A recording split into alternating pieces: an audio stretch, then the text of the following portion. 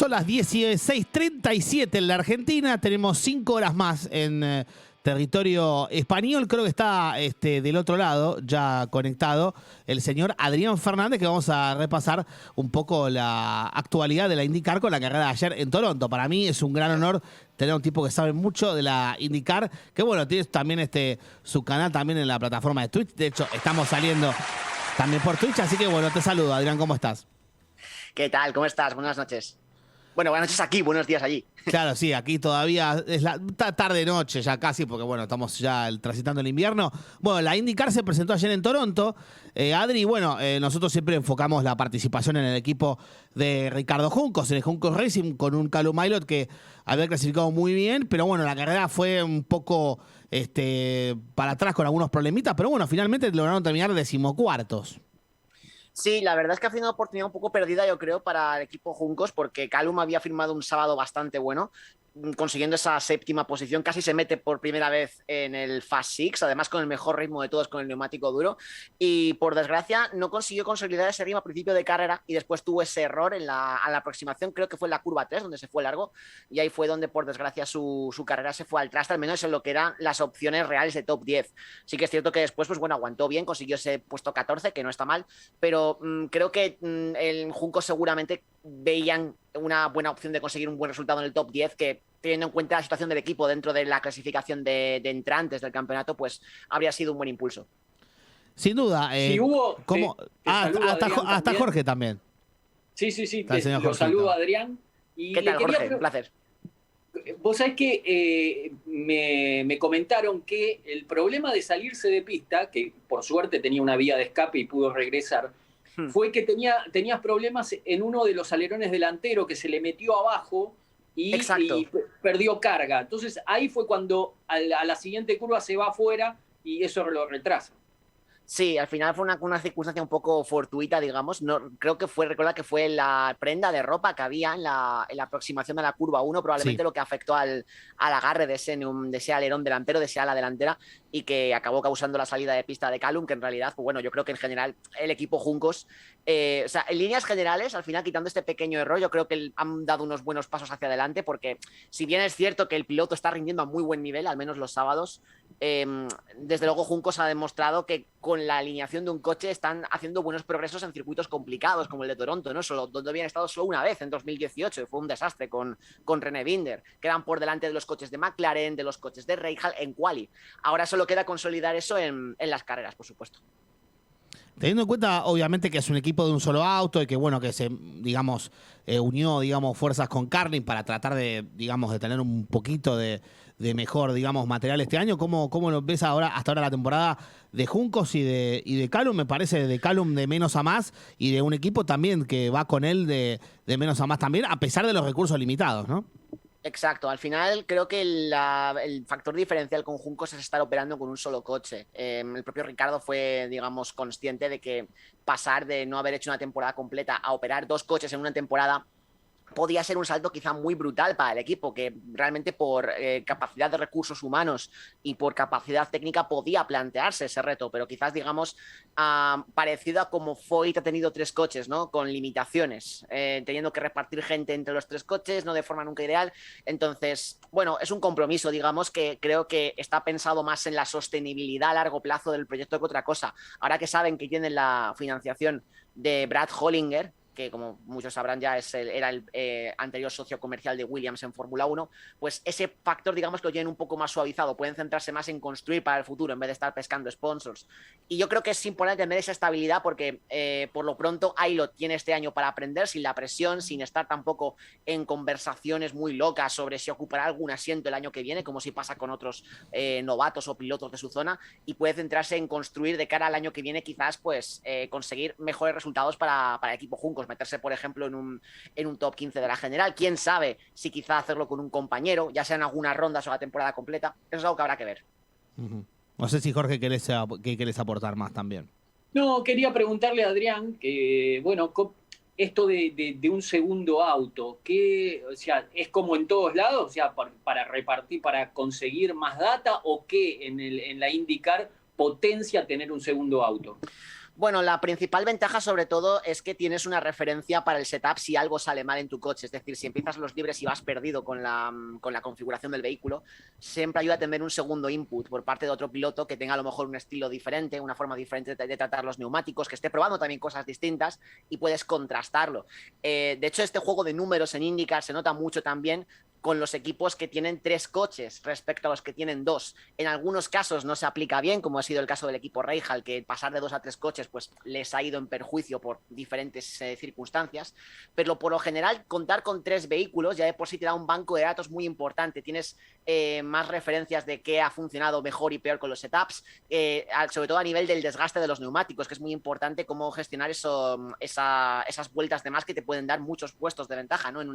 en un periodo de bandera verde. Entonces, la principal ventaja es esa, tener ese segundo coche con el que puedes, primero, no poner todos los huevos en la misma cesta, como decimos aquí en España, no tener todo a una única bala, y también, sobre todo, en el caso de un piloto novato como Aylot, pues digamos que alguien con experiencia al lado, o alguien que tenga un poquito más de mano con el coche o con la categoría, pues siempre puede venir bien, ¿no? Entonces, por eso habría sido muy interesante que se hubiese materializado la posibilidad que se habló a principio de año de Ryan Hunter-Reay, que finalmente, pues bueno, tiene otros compromisos con Ganassi y demás, pero bueno, quién sabe, quizá el año que viene podamos ver ese segundo coche, y eso yo creo que sería fundamental para garantizar esa estabilidad del proyecto de Ricardo Juncos a medio y largo plazo en IndyCar. Teniendo en cuenta esto, y bueno, no los rumores, sino el hecho de que, bueno, Ricardo recibió en Indianápolis al gobernador de Santiago del Estero, a Gerardo Zamora, entonces la pregunta un poco se cae de Maduro. Ayer en el chat de tu directo había un argentino que decía, decí por qué no va a venir la IndyCar a la Argentina, casi como reclamándotelo. Y la realidad es que contar un Como poco si a la la gente. trajera Adrián, ¿no? Claro, pero o sea, en este caso, tengo obviamente. el teléfono de Roger Penske y tengo que decirle, oye, tronco, ¿sabes que hay un circuito en Termas extraordinario? ¿Por qué no vais? ¿A qué esperáis? Lo que yo quería acá comentases un poquito en esta parte de la entrevista es, bueno, o sea, qué desafío supondría eventualmente para un promotor, en este caso la Gobernación de Santiago del Estero, eventualmente turismo en la Argentina y es más interesado, o el propio Ricardo Juncos, porque yo lo veo más entusiasmado a Ricardo que otra cosa. Me imagino Sí. que va más por ahí que por su propio entusiasmo. Él hasta había tirado en su momento cuando se habló lo de San Juan hace un par de años. Bueno, el Autódromo de Buenos Aires también estaba impecable para correr, le haría falta un asfalto nuevo, creemos, pero me parece que la IndyCar exige más cosas que, aunque aún siendo Buenos Aires la ciudad, el autódromo elegido, me parece que también en ese sentido la Indy es más complejo de lo que parece. Sí, por lo general, un circuito IndyCar requiere tener un grado 2 de FIA. En ese sentido, tanto San Juan Villicum como Termas de Río Hondo cumplen con la reglamentación de mínimo imprescindible que pide IndyCar a nivel de instalaciones, de escapatorias, de estado de asfalto y demás. Y te diría que mejor que algún circuito del calendario actual, algún urbano, por ejemplo. Los principales desafíos para esto principalmente siempre vienen del tema logístico. IndyCar en anteriores años y décadas ha escarmentado mucho con experiencias fuera de Estados Unidos, muy lejos, con promotores que no han cumplido sus contratos en Brasil, en China, la antigua Champ Car ya fuese en Europa, o la clásica que era ya un meme recurrente, lo de ir a correr a Corea del Sur, que fueron 3 años consecutivos de cancelaciones.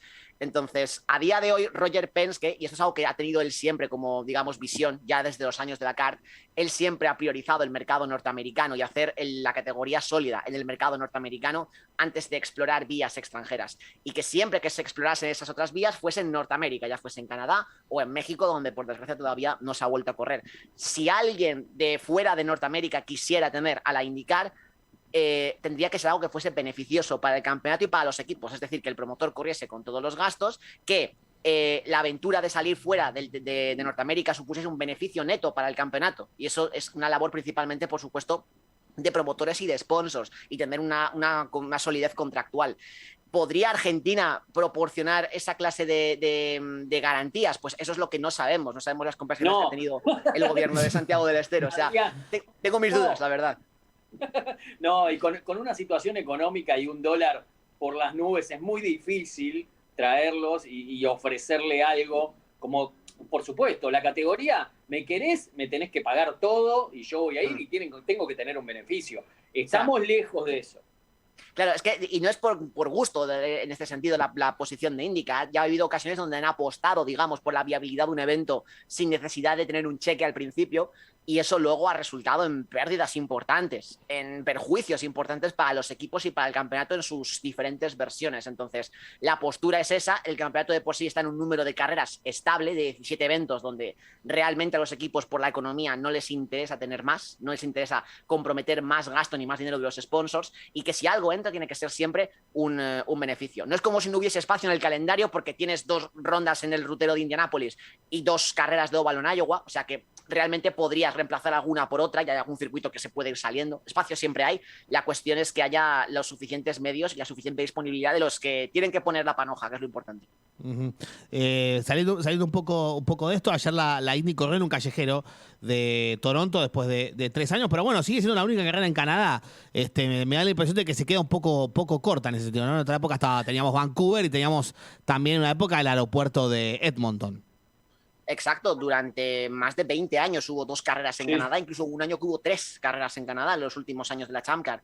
Pero sí, digamos que es un mercado que siempre ha tenido una gran pasión por el campeonato, por las carreras, siempre se presentan en grandes números. Se ve que ayer todas las localidades estuvieron vendidas para la carrera, más de 50.000 personas, que teniendo en cuenta las limitadas, lo corto que es el circuito y las limitadas gradas que hay, es una muy buena asistencia para Toronto, y sobre todo después de 2 años de pandemia donde no se sabía si el evento iba a resultar viable. Entonces ahí ha sido un buen éxito, digamos, ha confirmado que la ciudad de Toronto, al menos los fans, siguen queriendo el evento, que eso es algo que no estaba tan claro con los promotores y con la propia ciudad como tal. Y bueno, pues en general, pues está bien que la IndyCar tenga esta carrera en Canadá. Debería haber otra, debería haber alguna en México, yo creo que sería lo suyo.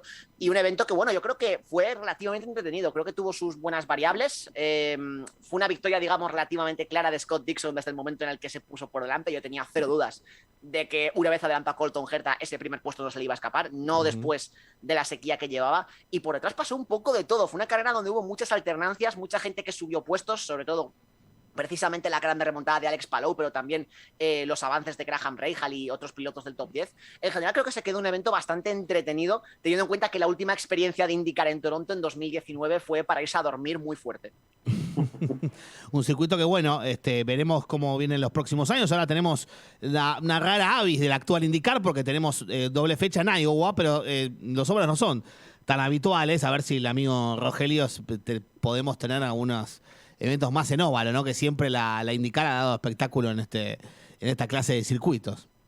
Exacto, de hecho hay 2 carreras en Iowa para tener para llenar el calendario de óvalos, porque solo hay 4 óvalos en el calendario ahora mismo. Entonces con esta doble se llega a tener 5 carreras en óvalo, que son una más de las que hubo el año pasado. Que lo suyo sería tener mínimo 6 y a partir de ahí avanzar, pero bueno, las circunstancias con las carreras de óvalo de IndyCar por muchísimos aspectos, a nivel logístico, a nivel de promotores, a nivel de viabilidad económica, pues digamos que han forzado un poco esto. De hecho, Iowa no estuvo en el calendario el año pasado porque el evento perdió a su principal sponsor, que era una asociación de empresas del maíz en Iowa.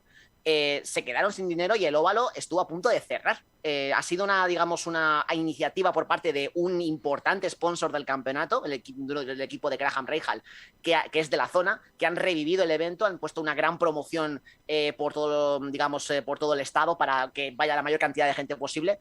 Y va a volver a Iowa con una doble carrera que además yo creo que va a ser algo bastante interesante, porque Iowa para mí es el óvalo del calendario donde se ven mejores carreras, para mí mejor que Indianápolis a día de hoy en la actual configuración de los IndyCar, y es posible que veamos cosas que alteren un poco el orden establecido, sobre todo con ciertos equipos, en especial Carpenter, que pueden dar un sustito.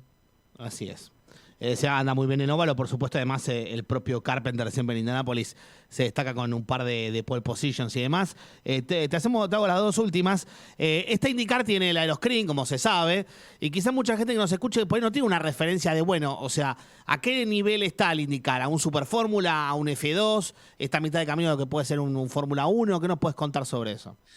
Pues a nivel de rendimiento en pista como tal, un IndyCar se queda algo corto respecto a lo que es un F2 y un Super Fórmula. Y esto es una cosa que ocurre a propósito. Es decir, IndyCar retiró rendimiento del monoplaza para garantizar o para aumentar el nivel de competitividad de las carreras. Porque el actual monoplaza se diseñó con la provisión de generar unos kits aerodinámicos que iban a diseñar las diferentes marcas de motores, que en este caso fueron Chevrolet y Honda.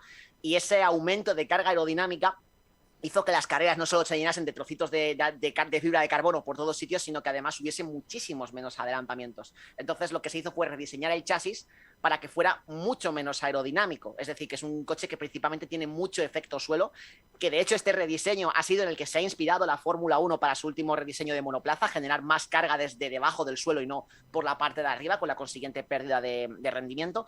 Y también ha generado esto en que es quizá el chasis con el que mejores carreras de circuito se han visto nunca, aunque sin ser tan rápido, en casi todos los circuitos hay buen espectáculo, sobre todo en trazados como Laguna Seca o Mid-Ohio, donde casi con ningún coche en la historia de IndyCar se ha podido adelantar.